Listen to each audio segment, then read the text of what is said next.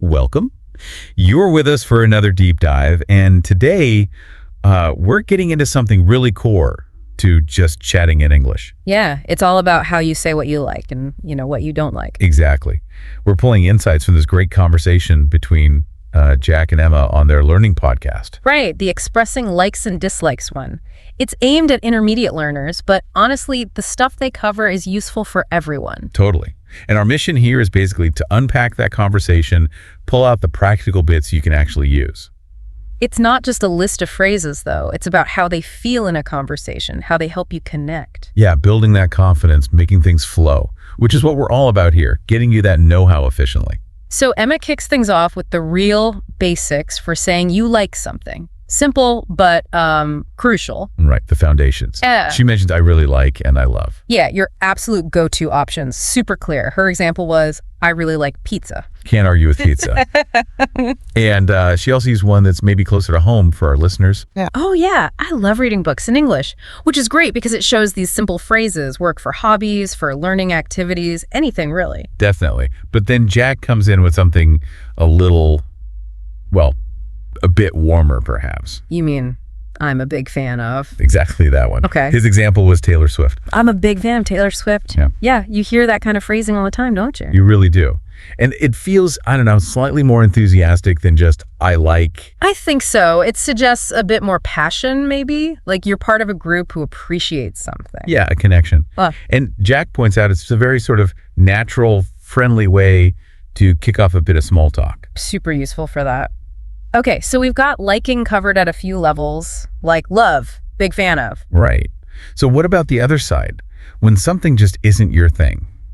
Well, Emma handles that too. She brings up, I'm not really into. Ah, okay. Yeah. A slightly softer way to say no. Yeah, exactly. And also the very direct, I don't like. Gotcha. What were her examples for those? Let's see. I'm not really into spicy food, which many people can relate to, I guess.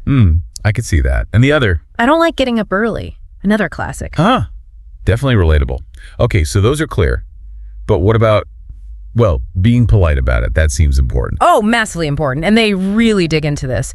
Jack's point is basically, maybe don't jump straight to, I hate this. Right. That can be a bit strong sometimes. Yeah. So what's the alternative? He suggests, and Emma uses it, I'm not a fan of. Okay, I'm not a fan of. So similar meaning, but gentler. Exactly. Emma uses it with rainy days. I'm not a fan of rainy days. Right. But what I thought was cool was how Jack responded to that. Oh, yeah. He jumped right in, didn't he? Something like, oh, really? I kind of love rainy days. Yeah. Said they feel cozy, and then Emma sort of agreed, but with a condition. Right. Well, it's nice if you're indoors with a hot coffee. Which is just such a perfect little conversational moment, isn't it? It shows how these phrases aren't just statements. They're like conversation starters. Totally. A mild dislike leads to finding common ground, or at least understanding someone else's view. It builds connection. Okay, so shifting slightly, they also talked about likes and dislikes, specifically within the language learning process itself. Which is super relevant for anyone listening, right? Seeing how others feel about different parts of learning. Definitely. Jack mentioned really enjoying discovering new words. Yeah, he called them little treasures, which I thought was a lovely way to put it. That feeling of discovery. It really is. And Emma, what was her preference? She said she's a big fan of listening to podcasts. Meta. Listening to a podcast about liking podcasts. Yeah. But her reasoning was about learning while relaxing. That efficiency angle again. Makes total sense, especially if you're listening to us right now. And then balancing that out, Jack admitted he's not really into long grammar books. Okay, that's probably a common feeling too. I'd imagine so. Yeah. He said he prefers learning by, doing, speaking, listening, making mistakes. Living the language, as he put it. Which really speaks to different learning styles, doesn't it? Absolutely. It's a good reminder that you don't have to love every single bit of the process. Find what clicks for you. Which they kind of illustrated with that quick game they played. Oh, yeah, the rapid fire round. Yeah. That was great for seeing the phrases in action. So like chocolate ice cream. Emma, I really like chocolate ice cream. Instant response. And horror movies. I'm not really into horror movies. Okay, then Jack got one. Hiking. Yep. Ooh, I'm a big fan of hiking. Straight away. And the trickiest one? Studying grammar. Ah, yes. Emma's response was brilliant, wasn't it?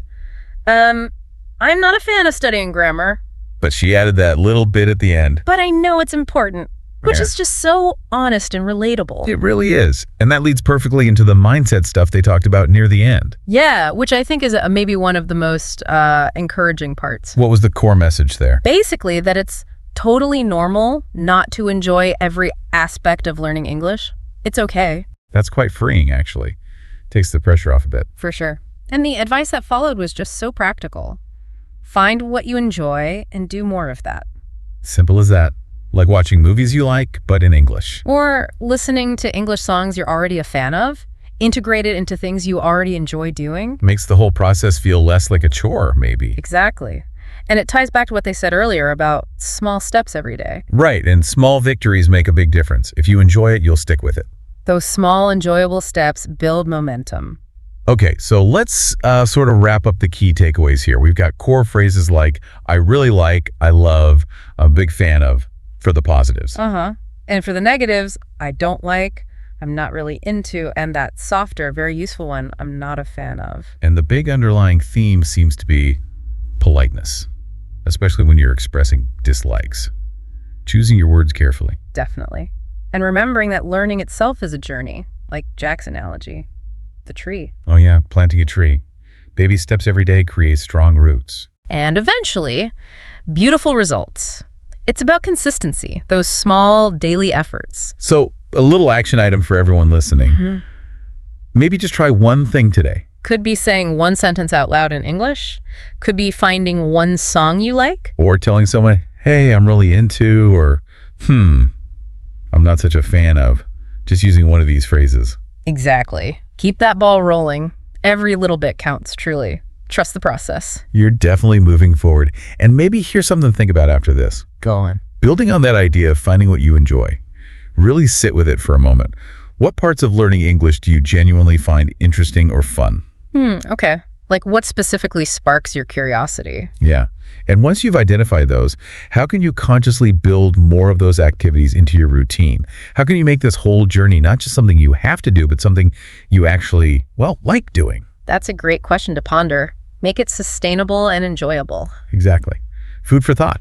We'll leave it there for this deep dive. Thanks for tuning in. Catch you next time.